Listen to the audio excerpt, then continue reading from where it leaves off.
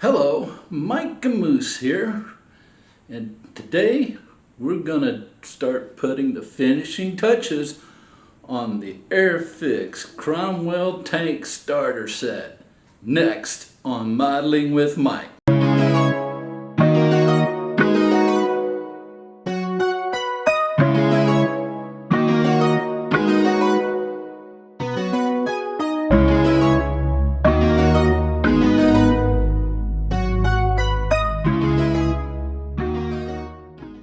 Alright, welcome back to the bench, and first things first, we're gonna paint this bad boy.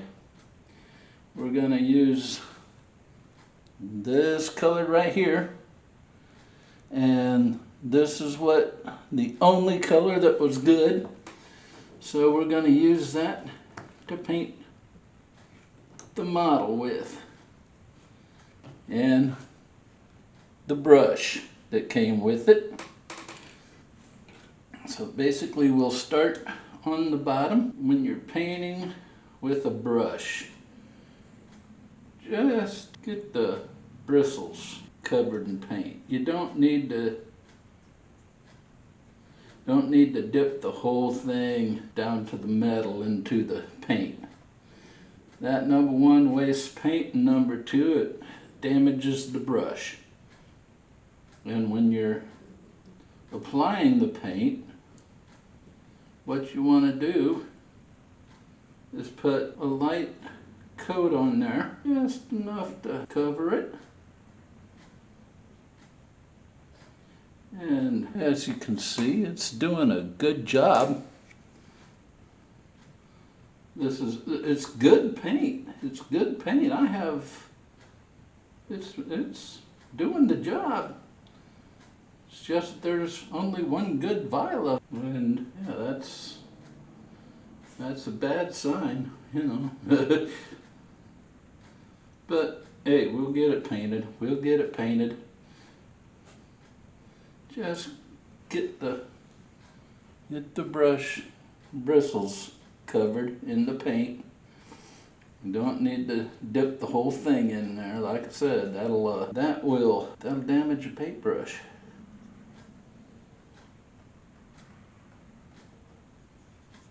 Make sure you get every part of it. Get the inside of the wheels. Make sure you get that. Now you want to get every nook and cranny painted. There we go. Looking good. Now we go to the top with the cow catcher. And that, I mean, if you can cover it all in one coat, great. If you need 2 or 3 coats, that's fine too. What you want to do is you want to get it all covered. You don't want any open gray plastic. Well, there's some people that subscribe to the theory that you have to wash your parts in soap and water before you even build. I'm not one of them. I used to work in the injection molding field, and I do know that nowadays the mold release agents that they used to use back in the day aren't being used as much anymore, and therefore, if it's not being used, how can it be on the parts? So there you go. You know, if you can answer that question, you're a better man than I am, Gunga Din. And we're gonna keep going on this, get a nice coverage on it. And I said it earlier in the series, in the build, I am not really being that much of a stickler on accuracy on this build. And if you don't like that, well, as I also said earlier in the build, here's a quarter. Call someone who cares. As the old country song says. And call someone who will listen and not give a damn. And this paint is doing the job. Doing a good job. Very, very good job of covering. Well, we'll have this done in no time, but of course, you know, it's 1/76 scale.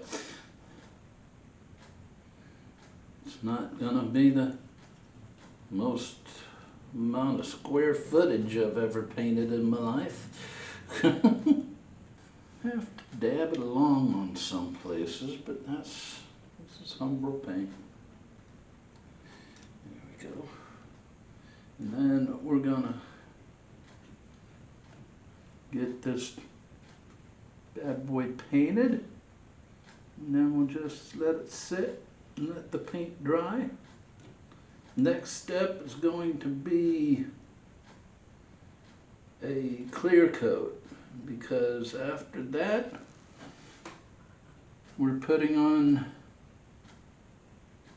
be putting on decals, and decals need a nice smooth surface to sit on in order to seat properly,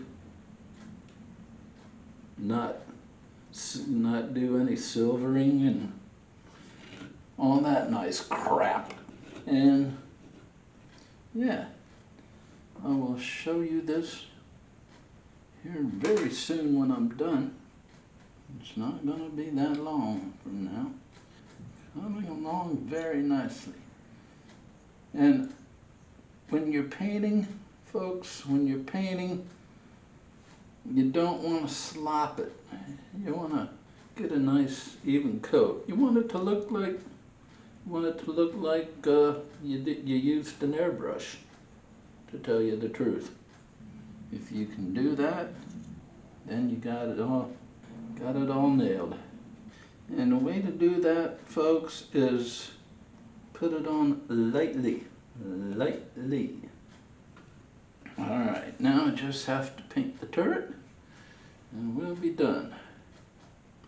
Looking fine. Alright.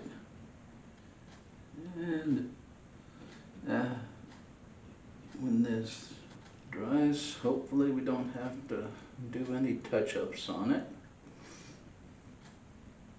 I'm sort of up against the clock on this build series, thanks to that internet outage earlier in the week. Didn't do me any favors. There we go. Very nice so far. Looking good. Get that little light there. The side of these wheels. Underneath here. Yes. Nice. Okay. There we go. Okay. Alright. I have used better paint some of the time, but well, we'll see how it looks after it dries. I'm gonna reserve judgment on it till the end of the video when I give you my score on the kit. And yeah. Alright. Well, there it is.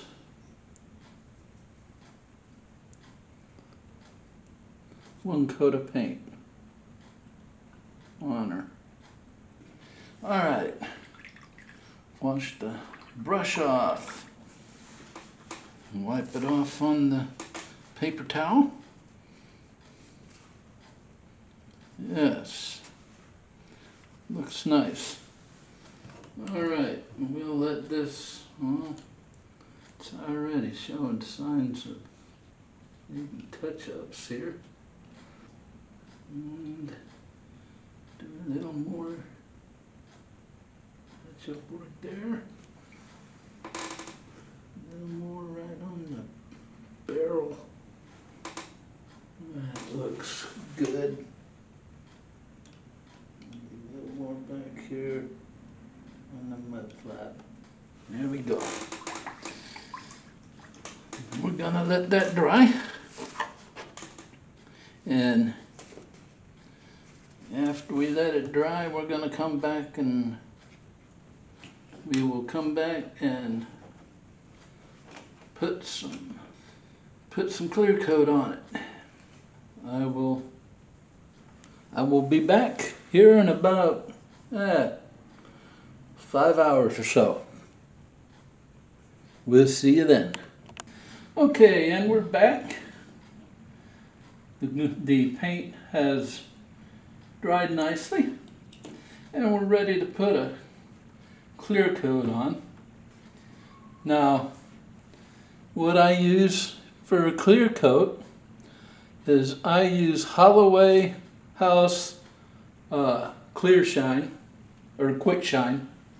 Holloway House Quick Shine, and I put it in this little container here that I got from Dollar Tree. And for this little thing, I'm just gonna brush it on. And there we go. You just brush it on. Moosey, calm down. Just brush it on nice. Get a nice even coat. And you don't have to, this will dry into a nice clear coat. And this is going to be our clear coat for the decals to go on. And you can, as you can see, it goes on nice and easy. Try to get it evenly spread out. Don't really want it puddling anywhere. I'm not going to do the tires, because the tires aren't going to get any decals on them that I know of. So, well, we just want to get a nice smooth surface for our decals to set on, so that they don't have any air going underneath them causing silvering and the like. Silvering on decals, everybody knows that's not good. And we'll get this front, get that, there we go. Get the turret. I believe the turret's gonna be heavily decaled. Can't say for sure, but I got a bunch of stuff on top of the box. So, yeah, big deal. And you don't have to slop this stuff on, just get a nice even coat. Usually, I'll use my airbrush on this stuff and spray it on, but this is so small that really you can just brush it on in about 5 minutes. Between 5 and 10, we're almost done already. So what we're gonna do is let this dry, and we'll come back. We're gonna let this dry overnight, okay? Come back tomorrow when I come back and finish the editing on the last build, and we'll put on the decals. And the hell with it. I'm gonna go ahead and clear coat the wheels. There's one side, and I'll get the other. And we'll have this bad boy clear coated. Ready for decals tomorrow. There we go. Clean off the brush and put the lid back on there, and we are done for today. So that's all for the clear coating and the painting. So we'll be back tomorrow for decals. See you then. All right, we're back at the bench. Everything's dried up on the tank, so let's do a little decaling here. Got the decal sheet here. I cut out the first two decals right here. We also need our brush. I have my microset homebrew. If you want to know how to mix this up, I do have a video of that. Same for the microsol homebrew. And some scissors, and that's pretty much all I need. So, going to this, the first decal is going to go right up on top, right there. So, I'm going to get my microset homebrew. I'm just going to liberally put it on there. Rinse off the brush. Always remember to cover up your containers, and we'll let this soak for about 60 seconds. Okay, that's 60 seconds. Put that in there, see how this is, okay, coming off nicely. So we'll get our brush, set on there, set it on there nicely. Okay, now what we're going to need to do, I believe, to get our microsol homebrew. Put this on here and let that soften up. Kind of straighten that out. There we go. Now that's on. We'll let that just dry. That's all that needs to do is to dry. Okay. Now, the second star looks like it goes right back on this overhang here. So we'll put that on, and we'll soak this for 60 seconds. We forgot to put some microset on there. Always remember to put a copious amount on. Put this in. Okay. See how this is coming off? Needs to, oh, looking good. Put that off right there. Lucy's yakking on something. Bring this down. Center it. There we go. Little microsol in there to make it set properly. Yes. Put some more on this bad boy. Okay. Now, number 2. Looks like it goes in the back, down in the lower section right there. So we'll put some microset in there, homebrew, and we'll cut it out. Cut both these out to number 2s. one we'll put in here for 60 seconds. There's 60. See if it's coming off, and it is. Nicely. And right on there. Nice, nice, nice. Get some microsol homebrew. Okay, that goes on there. Okay, now that one's done. Second number 2 will go in the front. That'll be right to the side of the gun. So we'll put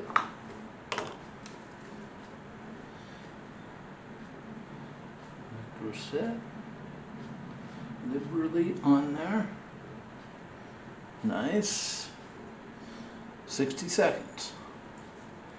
Okay, let's see if it'll come off here.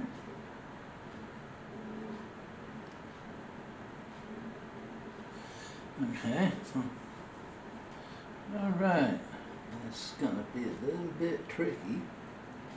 So I'll put that on right there, and we're gonna have to nozzle it around here. There we go. Put a little microsol on here. Now remember, these aren't the actual microsol and microsets. They are homebrew. And I will leave a link for the video if you want to see them in the description, video description. And here, I'm just going to keep putting the microsol on this till it starts to form there. So you get a good idea of how these go on. So save time. I'm going to turn the camera off now, and when I'm done applying these decals, I'll turn it back on and show you how it turned out. Okay? We'll be back. Okay, we're back and we're about ready to put the last decal on here. Goes right up here in the front and on there nicely. And we'll get it set here. Get my tweezers. Just bring it down nicely. Get it straight. There we go.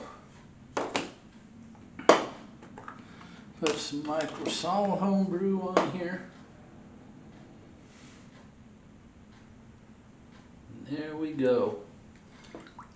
All done with the decals. And let me get the cap on top of this homebrew container. And I will show you how the decals turned out. Not too bad, if I do say so myself. This one on top has some protrusions around it, so I had to cut it with my utility knife so it'd lay down. But other than that, it didn't turn out too bad. There's a number on one side, number on the other, and there's the back. It turned out real nice. Decals on Airfix kits usually are very well made. They're Cartograph, so they're Cartograph's very well known for their quality. So there you go. That's all I got. Now I'll give you a couple of tips here. The way I do it, I set my decals up. I use my tweezers, but I use them very carefully. You gotta barely touch these suckers or they're gonna fall apart on you. If you're gonna be rough with them, they're gonna fall apart on you. And as I said before, have the Microsol and the Microset homebrew video on my channel, and I will leave a link for both of them if you want to see them and learn how to make these things. I'll leave a link in the description.